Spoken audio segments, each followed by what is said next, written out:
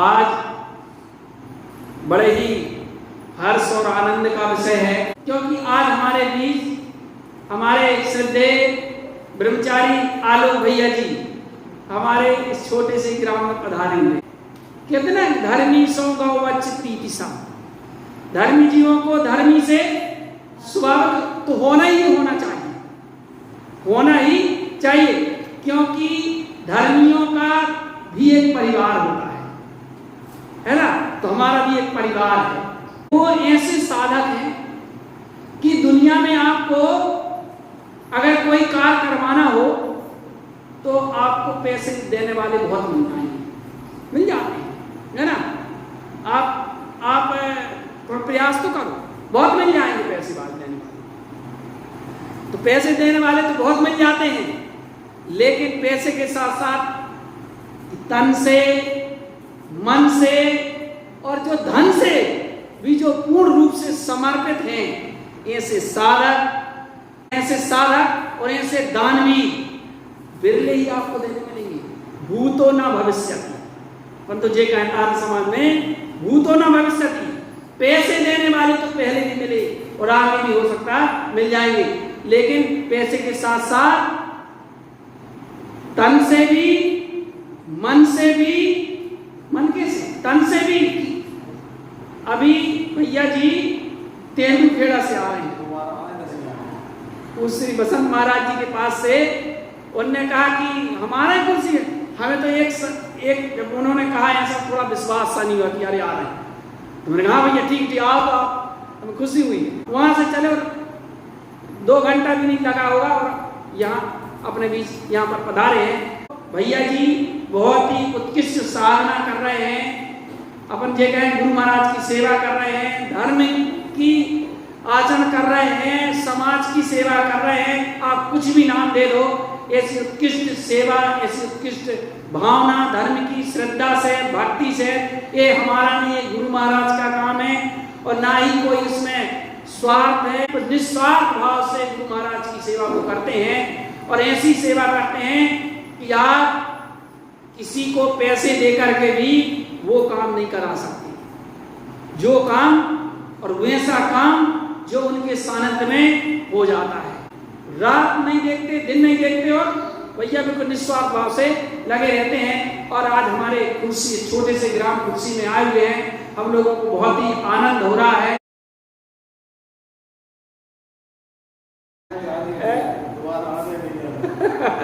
क्यों नहीं। तो इसी प्रकार भैया जी हमारे बीच में आते रहे और हम उनसे आग्रह करते हैं कि भैया जी भी हमें अपने कुछ गुरु महाराज के चिंतन से या अपने स्व के चिंतन से हमें कुछ चर्चा से लाभान्वित करें। प्रणव सहस्त्रकाल, जिनकी कृपा से रहे अगम ज्ञान को सार, बंदो 24 परम, बंदो सिद्ध अनंत, बंदो जिनवाणी धर्म निज सुतात्म जिनंद। गुरु श्री गुरु महाराज की।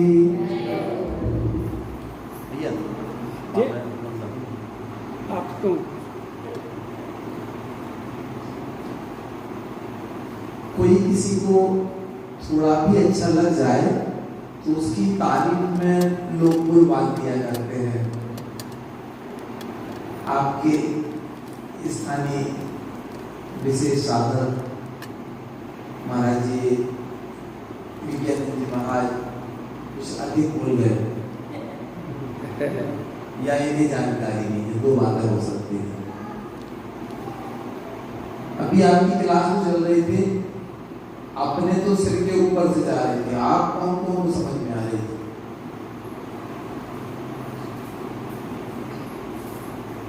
भाई जो जिस विषय को लिया जा रहा था वो उनकी मजबूरी है, अलग बात है, पर आप लोग समझ रहे थे। तब फिर अगर समझ रहे हो तो फिर आपका एजुकेशन जो है हाई लेवल का है, बड़ी खुशी की बात है। अपन प्ले स्कूल के स्टूडेंट हैं, हम प्ले स्कूल की, ये कॉलेज वाले हैं, यूनिवर्सिटी वाले हैं, अपन प्ले स्कूल के स्टूडेंट हैं, टीचर नहीं है, ये लोग टीचर है ना। एक धर्म सभा में मैंने बोला कि सभी लोग मोक्ष मोक्ष की बातें करते हैं कि मोक्ष जाना है, किसी से पूछो जाना कहाँ, तो डायरेक्ट अंतिम स्टेप पे सीधा बताता है कि जाना मोक्ष। तो मैंने कहा कब जाना, उत्तर नहीं मिला। मैंने कहा कि मैं जिनवाणी की गाड़ी पर बैठ के बोल रहा हूं, आज अभी यही मोक्ष है, पर आप बता दो जाना किसे है। तो एक दादी बोली भैया मरने की बात मत करियो, आप तो जा बताओ मूड कैसे है। मैं नाम नहीं ले रहा हूं कि बुराई नहीं कर रहा, और यहाँ बैठ के झूठ बोलूंगा नहीं, सत्य घटना ही बोलता हूं। मैं बच्चों को साथ मजाक भी करता हूं तो सत्य घटना के आधार पे मजाक करता हूं, मुझे झूठ बोलने में मजा नहीं आता। तो ये घटना वहां की थी, ऐसा नहीं, ये घटना अक्सर हर जगह की है। हम मंदिर में बैठ के धन पैसा को गाली देते, आवाज समझ में आ रही मेरी, मंदिर में बैठ के धन पैसा की गाली देते और निकलने के बाद वही होता। देखो धन बिन एक काज न हुई, यह सत्य है, पर धन आने की रास्ता बताओ कौन सी है। मेहनत कभी नहीं आता। जो लेबर के कैटेगरी के लोग हैं ना, वो सबसे अधिक मेहनत करते हैं, पर क्या आपने देखा कि सबसे ज्यादा पैसा उनके पास होता है? एक ऑफिस में बैठा हुआ क्लर्क, उसके ऊपर एक और अधिकारी, उसके ऊपर मैनेजर और मालिक, एक के बाद एक कम काम होता जाता है, निगरानियां करते रहते हैं बस, और नोट की गड्डियां आने दो। तो कम काम करने से आया या ज्यादा काम करने से आया? आइए रास्ता बुरा कीजिए बुरा होगा, भला कीजिए भला होगा, यही लिख लिख के क्या होगा। ये सब किस्सा पुराना है, अगर सिर्फ मात्र हम कहते रहे तो हमारे कर्म बंध जहाँ के तहाँ चलते रहते और हम यूं ही बैठ गए। एक गांव में राम सत्ता हुआ करती थी, यह भी सत्य घटना के अंतर्गत है। उस राम सत्ता में पंडित जी प्रवचन किया करते थे, कथाएं सुनाते थे, लोग वाह वाह चिल्लाते थे और सर लाते थे। एक बार एक बाहर से आए हुए व्यक्ति ने राम कथा सुनी और संसार की नश्वरता समझ में आ गई। वो घर नहीं किया, वहीं से जंगल चला गया और वहां जाकर उसने तपस्या की। 12 साल बाद जब उसे आत्मज्ञान पैदा हुआ और अच्छा सन्यासी हो गया, तो कहने लगा, मन में विकल्प आया कि यार उस गांव में तो अब सारे के सारे लोग सन्यासी साधु महात्मा होंगे, चलो आओ मिलने चलते हैं। वो गांव में आया पर देखा कि राम कथा वही पंडित जी कर रहे हैं, वही आदमी वैसे ही बैठे हैं और सबकी खूब कुंडी हिल रही है और बस जैसे चल रहे। यदि हमने धर्म चर्चा को, यदि आपकी इच्छा अनुसार हो रही है, तो पहले तो अपना लक्ष्य बनाना जरूरी होता है, हमें चाहिए क्या, वरना यूं ही सुनते रहेंगे और बच्चों से बूढ़े हो जाएंगे। लाड़ी बहू कहते कहते लाड़ी बहू हो जाती है। लाड़ी यानी होता है प्यारी, बहू बहू है जानते आप। और बहू हमारी दादी से कहते थे, वो कहती थी, हमें सिखाती थी, लाड़ी बहू आई थी मैं, अब अब लाड़ी लोग हो गई, दादी का नाम था लाड़ी लोग। ये सब चीजें पहले निर्णय करो तुम्हें बनने का है।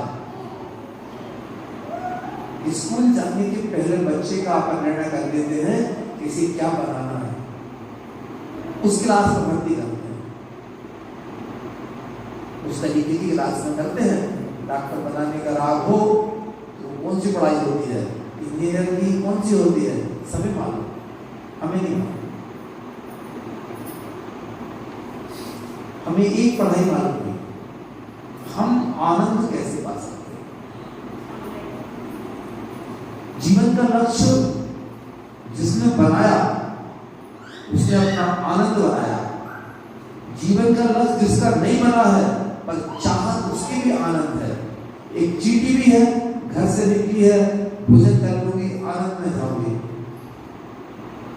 कोई सन्यासी हो, कोई श्रावक हो, आप उनसे पूछो जाना कहां, तो वो कहेंगे मोक्ष। पर मोक्ष में है क्या?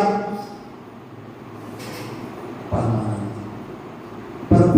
पर विचार करना, जिसने ट्रेनिंग अगर मैनेजर की करके आया है तो उसी को मैनेजर का पद मिल सकता है, पर जिसने ट्रेनिंग चपरासी करके आया हो तो आप क्या उसे मैनेजर बना लोगे?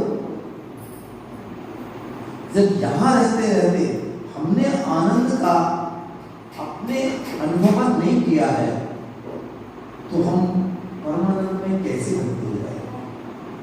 और वहां मोक्ष जब जाएंगे भाव मोक्ष दशा अभी यही है। अगर चाहे तो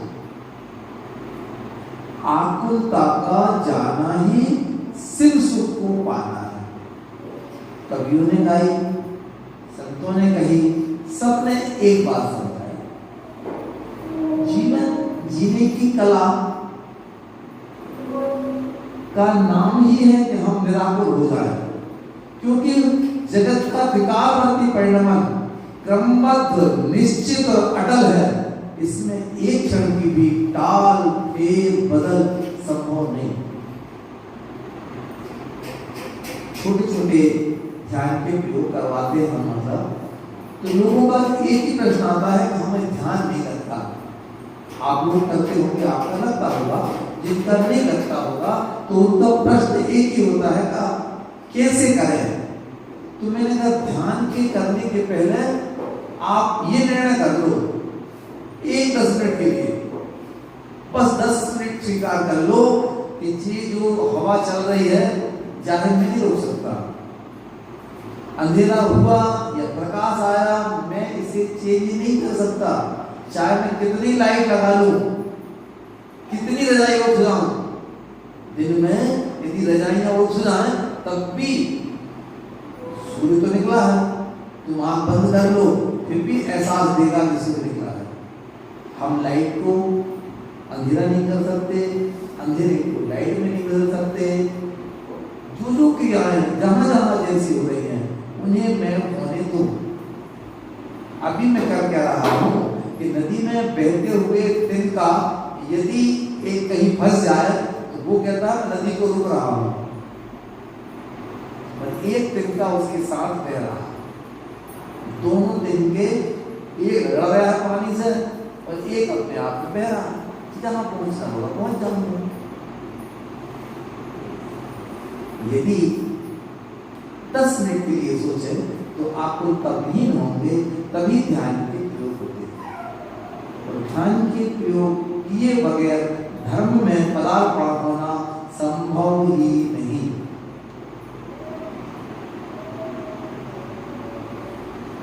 अभी जहां उपवास की बात आई थी, शुरुआत व्रत उपवास की बातें कर रहे थे। उपवास जब तक आत्मा के लक्ष्य के बगैर ना हो तब तक कार्यकारी नहीं, फिर वो बाल तप है, बच्चों के तरह। जहां व्यक्ति कहते हैं कि उपवास में भोजन नहीं करना चाहिए, भैया यदि आत्मा में संलग्न हुए हो तो भोजन की इच्छा ही नहीं होती। पर यदि तुम भूखे रह के और चाहो कि आत्मा में लगन हो जाए तो ये तो हो नहीं। रात के भी भूखे रहोगे तो रोटी भी खाएंगे। गिनती करो कितने घंटे रह गए सुबह रोके के। नहीं, हम अपनी बता रहे हैं। चतुर्दशी व्रतों की में हमें सब कुछ घर में उपवास कर तो हम भी कर लेते। तो रात के बजे 22 भाई कितने बज गए? कहा भैया नहीं कશું नहीं, सुबह रो कब तक हमारी बता रहा है, दूसरे ही नहीं बता रहे। तुम्हारी अच्छी हो सहन शक्ति, हमारी नहीं थी। तो हम रात के कहते थे कल का बनाओगे? भैया कल तो हो जाओ, तो सब मिल जाएगा तुम तो कहोगे, अब ऐसे चिंता मत करो। वहां आत्मा नहीं दिखती थी, भोजन दिखता था। वो बच्चा था या बड़ा हो, बच्चा मांग लेता था, कह देता था आज भूख लगी हो तो करने बैठ जाएंगे, तो भैया कोई देख तो नहीं रहा।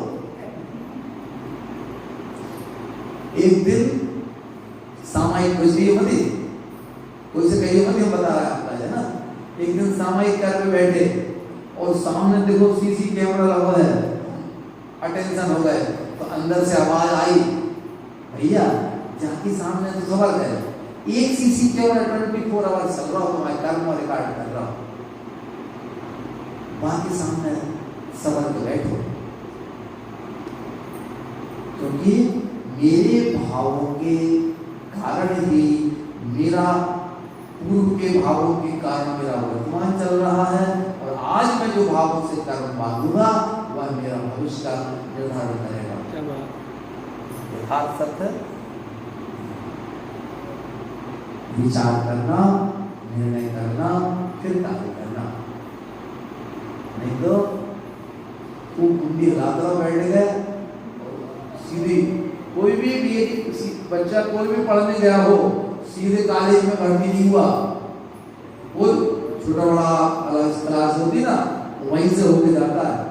इंजीनियर बना हो, डॉक्टर बना हो या साइंटिस्ट बना हो, सबने प्राइमरी पढ़ी थी। और समस्या ये है कि हम समझते हैं कि हमने जैन कुल में पैदा हो गए, मतलब मैट्रिक पास तो हो ही गए, अब सीधे बीए में कॉलेज में चलेंगे, नहीं जा पाएंगे। भाई जो बुरी लगी हो सब करना हमारा साथ जी। शुरुआती ढंग से हम जब ध्यान की क्रियाएं करते हैं तो हम सबसे अनुरोध करते हैं 2 मिनट 120 सेकंड की पीरियड होती है, 2 मिनट आप शांत बैठना शुरू करें। फिर जब बैठ के ना बने सांसों को देखना शुरू करते हैं, फिर भी मन भटके 2 मिनट का है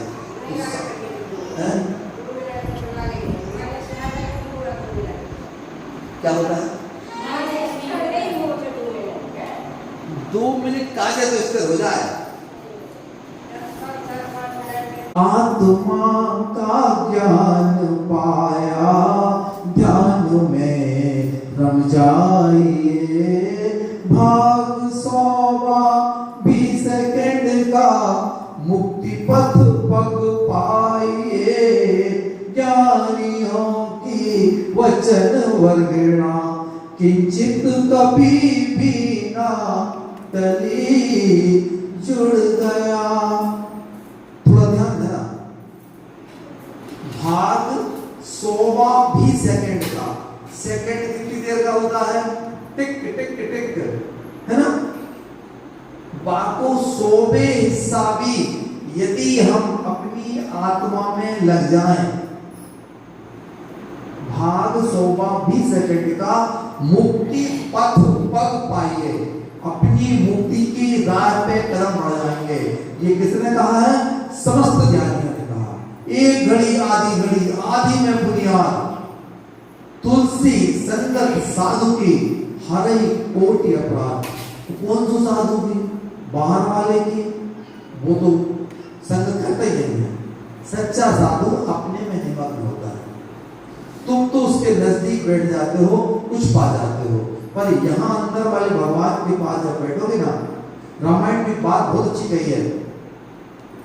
तात स्वर्ग अपवर्ग सुख धरहि तुला एक अंग और तूल न ताहि सकल मिल जो सुख लब सत्संग।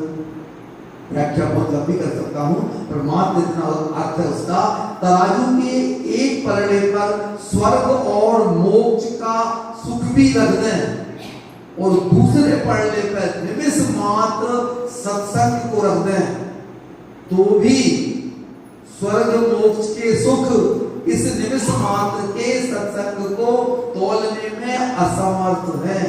निमिष मात्र में सत्संग कैसे होगा? निमिष मात्र का अर्थ है समय का वह छोटा भाग जिसके दो भाग ना किए जाएं। और आप समझना खास बात, एक सेकंड के कितने भाग हो सकते हैं कल्पना कर सकते हैं हम? एक कंप्यूटर एडावाइजन सॉफ्टवेयर में 1,00,000 भाग करता है एक सेकंड के। जब हमने 2008 में ये काम किया था रिकॉर्डिंग का, तो उस समय देखा तो जूम करते गए उसने 1,00,000 भाग करे एडावाइजन सॉफ्टवेयर में, तो हम कूद गए उसी के मारे कि जिनेंद्र के ज्ञान में वह कौन सा छोटा भाग आया होगा जिसके दो भाग नहीं होते। और वर्तमान में ठहरने की अवस्था वही नहीं होने का नाम है। और इतना भी अगर अपनी आत्मा में जम जाए कोई, तो फिर अपना मुक्ति का मार्ग कन्फर्म हो जाएगा, रिजर्वेशन पक्का। तो 2 मिनट तो बहुत बड़े। तो ये किसकी वर्णना है? ज्ञानियों की वचन वर्णना किंचित कभी भी ना टली। मैंने रामायण की चौपाई की अधूरी बात कह पाया। वो कौन सा सत्संग है जो निमिष मात्र में होता है? धर्म चर्चा तो आप बोलना पड़ती है 2 आदमियों को, तब कहीं मुश्किल से होती है। सत्संग हम उसी कहते हैं। सत्संग वह भी है, सत्य के साथ हो जाना सत्संग है। सत्य क्या है? एक आत्मा सत्य है जिसका नाश ना हो, वो सत्य। जिसका नाश हो जाए वो असत्य। तो आत्मा अजर अमर अविनाशी है, इसका नाश नहीं होता। वही सत्य है। जब मैं अपनी आत्मा के संग हो जाता हूँ, वही घड़ी मेरे लिए पावन है और वही सत्संग है। और उसी में रम जाना, जम जाना, थम जाना ही मेरा लक्ष्य हो है, नहीं हो तो आनंद है। ऐसी अवस्था के लिए अपनी आत्मा से हम हमेशा एक बात कहें, आत्मा अंतिम निवेदन कर रहे हैं आपसे, भेद ज्ञानी तत्व निर्णय बन विराजो आज से। यह जन्म सारे जन्म की तोड़ दे सारी लड़ी। जुड़ गया जो भी जरा भी, धन्य हो गई वह घड़ी। चेतना मेहमान हो तुम। अभी हमारे मित्र कोरोना में बहुत चले गए और अब तो हमारी उम्र के बहुत कम बचे अटैक में मार गए। हम 60 के होने वाले, बुढ़े हो गए। हमने से छोटे छोटे खुद के मर गए। तो यह चेतना है ना, जब मेहमान है तो 100 साल भी बचे हो ना तो भी खत्म हो जाएंगे। जब 84 लाख पूर्व की आयु आदिनाथ भगवान की थी तो वे भी पूरे हो गए। तो उनके बजमाने को सबसे छोटा जीव जो भी होगा ना, तो वो भी 100 साल ज्यादा होगा। जितनी हम उम्र नहीं ना, सबसे छोटा हो। मैंने एक दिन कहा था, यदि वहां मच्छर होगा ना उस जमाने में, शायद होगा नहीं या होता हो तो वो बाकी उम्र भी 100 साल होती रहेगी। 84 लाख पूर्व जब मनुष्य की आयु है तो मच्छर 100 साल तो जी है। हमारी उम्र मच्छर बरोबर भी नहीं है। आदिनाथ जी के समय की बात कर रहा है, अनुमान वाले 84 लाख वर्षों का एक पूर्वांग होता है। 84 लाख पूर्वांगों का एक पूर्व होता है और 84 लाख कल्पना से बाहर है। चलो ठीक है। तो ये चेतना जो है ना वो मेहमान है। चेतना मेहमान हो तुम, अब चलो स्वाधाम में, मोह ममता सब विसारो, क्यों फंसी धन धाम में। अर्चना अर्चना आराधना कर, स्वात्मा सन्मुख खड़ी, जुड़ गया जो भी जरा भी, धन्य हो गई वह घड़ी। ये सब बातें कौन ने बताई अपने घर? गुरु महाराज के भक्तों ने बताई। बड़ा बहुमान आता है गुरु महाराज पे, और उससे ज्यादा उपकार मानते हैं गुरु भक्तों का। यदि वे नहीं होते तो जहां तक कौन लेके आता?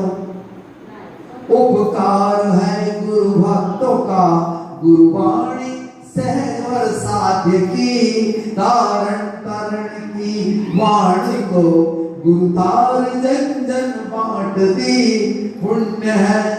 पुण्य है सतिशय हमारा, मिल गई शिव पथमणि। अच्छा एक बात बताओ, एक बात सुनना, महावीर स्वामी के समूह शरण में जितने भी जीव आए थे, क्या उस जमाने के सब जीव आए थे उनके समूह शरण में? ऐसा होता नहीं।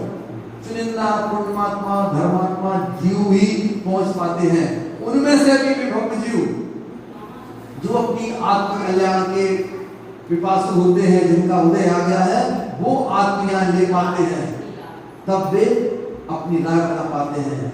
ऐसे ही गुरु महाराज के सामने भी लिमिटेड ही आदमी आए। कितने आए थे? 43,45,321, है ना? अब उनमें से भी वापस लौट जाए, अब उनके भाग में नहीं थी, पर अपना है सतीशा पुण्य जो हमें गुरुवाणी मिल गई। वरना वो कहिए ना, कर्मोदय के पास है जनवाणी न सुहाय, के मुंह है के रमाए, के उठ कर कुदाए। तो पुण्य है सतिशय हमारा, मिल गई शिव पथमणि, जुड़ गया जो भी जरा भी, धन्य हो गई वह घड़ी। पुरुष गुरु महाराज की